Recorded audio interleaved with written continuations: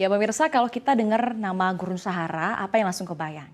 Panas ya, debu, kering, dan juga hampir nggak pernah hujan. Dan itu memang benar. Selama ini rata-rata curah hujan di Sahara hanya sekitar 3 inci setahunnya. Sedikit banget, bahkan jauh di bawah kota-kota di iklim sedang. Tapi sebuah studi yang diterbitkan pada 2025 di Jurnal Climate and Atmospheric Science menemukan bahwa Sahara berpotensi mengalami peningkatan curah hujan yang signifikan hingga akhir abad ini.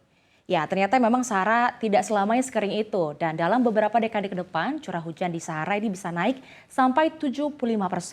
Kedengarannya memang aneh ya, gurun yang paling kering di dunia malah dibilang akan lebih basah lagi. Lalu, apa yang sebenarnya terjadi dan ini tsunami? Kita bahas dalam Gurun Sahara makin basah, ada apa sih? Oke, kita ke slide yang pertama. Ya, studi ini dihimpun atau dipimpin oleh tim ilmuwan dari University of Illinois Chicago dengan menganalisis lebih dari 40 model iklim global sekaligus.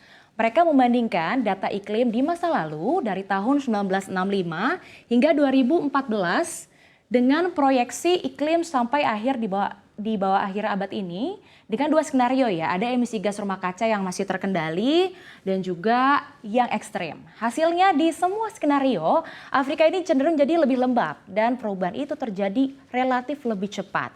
Ya kalau memang secara fisika ya, ini udara yang semakin panas ini memang mampu menyimpan lebih banyak uap air. Jadi saat buminya memanas, isi atmosfer juga bisa ikut basah. Dan kalau uap airnya semakin banyak lagi, hujan jadi bisa lebih sering terjadi dan seringkali lebih deras lagi, terutama untuk di wilayah-wilayah yang sebelumnya sangat jarang mengalami presipitasi. Ya, kenaikan hujan di Sahara ini memang disebabkan oleh beberapa hal ya. Salah satunya adalah pergeseran besar dalam sistem atmosfer global. Pergeseran inilah yang memang akhirnya perlahan-lahan mengubah arah angin, pergerakan uap air dan juga posisi sabuk hujan di wilayah Afrika. Dan kita akan lihat kita lihat bersama-sama maksud kami dalam slide kedua. Oke. Di slide kedua kita lihat ya, ini apa sih penyebabnya kenapa jadi semakin lebih basah. Oke, Samudra Atlantik dan Samudra Hindia yang suhunya naik ini bisa melepaskan lebih banyak uap air ke udara. Nah, uap air ini kemudian dibawa angin masuk ke daratan Afrika sampai ke wilayah yang selama ini hampir gak pernah kena hujan. Di waktu yang sama ada juga yang namanya sel Hadley. Nah, sel Hadley ini atau bisa dibilang ini adalah sistem sirkulasi udara yang besar untuk mengatur pergerakan udara dari khatulistiwa ke lintang yang lebih tinggi. Sel ini pelan-pelan bergeser ke arah utara. Ya. Efeknya apa? Sabuk hujan tropis juga ikut bergeser. Semakin dekat ke wilayah Sahara, terutama saat musim panas di belahan bumi utara. Hasil akhirnya ada pergeseran ini, Sahara akhirnya mulai lebih kering atau lebih sering hujan maksud kami, bahkan dalam bentuk badai petir dan juga hujan yang lebih lebat yang bisa datang tiba-tiba. Nah masalahnya, hujan di gurun ini tidak selalu kabar baik. Mengapa? Kita akan lihat di slide yang ketiga.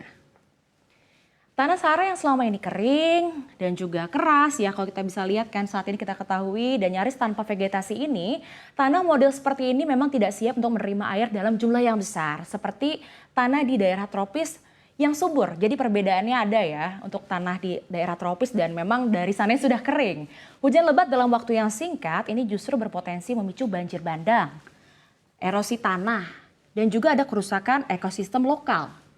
Air yang turun dalam jumlah yang besar ini cenderung mengalir lebih cepat di atas permukaan tanah di Gurun Sahara. Bukannya malah meresap ke lapisan dalam tanahnya.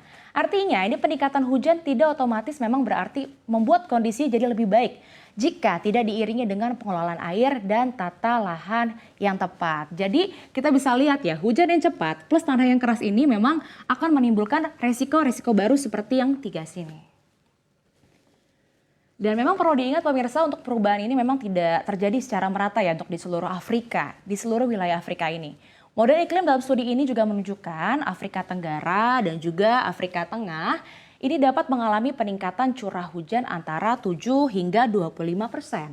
Kalau dikelola dengan baik sebenarnya peningkatan hujan ini memang akan menimbulkan keuntungan untuk terutama di PLTA.